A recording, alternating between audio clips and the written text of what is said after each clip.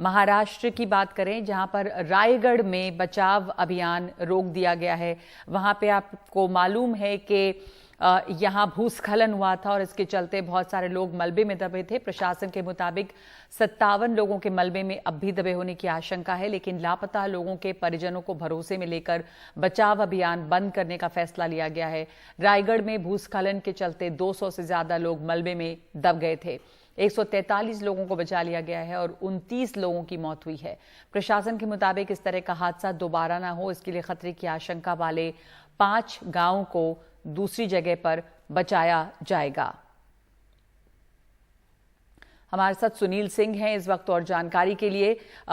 सुनील, वहां पर जो रेस्क्यू ऑपरेशन अब रुका है, तो वहां पे जो स्थिति है वो अब कैसी है? भूस्खलन हुआ था और ये कहा जा रहा है कि अभी भी लोग उसमें दबे हुए हैं, लेकिन उम्मीद कम है कि लोग बचे होंगे, इसलिए शायद ये रोक दिया गया है। पर ये इलाका भी बहुत ज्यादा ऐसा है जहां पर भूस्खलन होता है क्या, कि इसलिए इन गांवों को, 5 गांवों को शायद दूसरी जगह पे भी बसाने की बात हो रही है? नगमा, ये जो इरसालवाड़ी है ये पहाड़ी पर थी। नीचे से ऊपर तक पहुंचने में पैदल कम से कम 1.5 से 2 घंटा ऊपर जाना पड़ता है, तब जाकर लोग जो राहत कर्मी वो पहुंच पा रहे हैं। चूंकि पूरी की पूरी पहाड़ी जो है वो खिसक कर भूस्खलन के दौरान इरसालवाड़ी के 25 से 30 घरों पर आ गई थी और बताया जाता है कि 15 से 20 फुट 25 फुट तक का मलबा पूरा दबा हुआ है।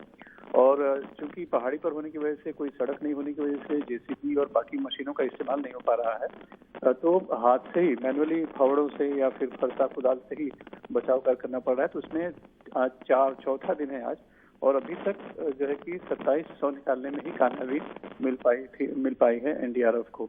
और चूंकि उसके अंदर जानवर भी दबे हुए हैं, इंसान भी हैं, और मलबा पूरा हटा पाना बहुत ही मुश्किल काम है। लिहाजा सरकार ने, खास करके जो जिले के पालक मंत्री हैं उदय सामंत ने गांव वालों से बात की और एक जिला अधिकारी और सभी ने मिलकर एक निर्णय लिया कि अब इसके आगे खुदाई संभव नहीं है और किसी के जिंदा मिलने की अब उम्मीद भी नहीं है। तो लिहाजा वहीं पर आज मतलब कल से अब जो है खुदाई रोक दी जाएगी, जो भी बचाव कार्य है। और उसको लगता है कि इसके पहले पुणे के मालिक में भी इसी तरह का हादसा हुआ था और बहुत ही असंभव सा था पूरा मलबा हटा लेना। तो वहीं पर एक समाधि या स्मृति स्थल बनाया जाएगा, लेकिन ये सब पूरे गांव वालों के कंसर्न के साथ हुआ है। तो इसमें 228 लोग इस बस्ती में रहा करते थे, जिसमें से कि 143 लोगों को बचा लिया गया है।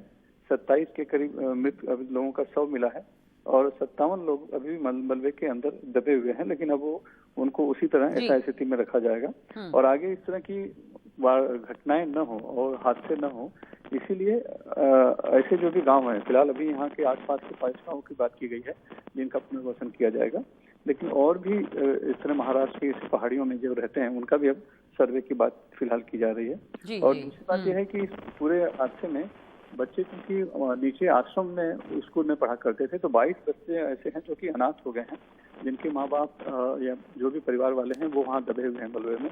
तो उन परिवारों को गोद लेने की जिम्मेदारी खुद मुख्यमंत्री एकनाथ शिंदे के बेटे जो हैं श्रीकांत शिंदे, उनका फाउंडेशन है वो उसने लिया है और आगे की पढ़ाई और उनका सब कुछ देख रेख बहुत सारे लोगों की इसमें जान गई है, बहुत सारे बच्चे अनाथ हुए हैं, उनकी देखरेख की एक बड़ी चुनौती है और उसके ऊपर कार्रवाई की जा रही है। धन्यवाद आपका सुनील सिंह। ये रायगढ़ की तस्वीरें आप देख रहे हैं, जहां पर भूस्खलन के बाद की स्थिति खराब थी और बहुत सारे लोग, अभी भी आशंका है कि मलबे में दबे होंगे, लेकिन अब ये जो काम चल रहा था वहां पर बचाव का, उसे रोक दिया गया है।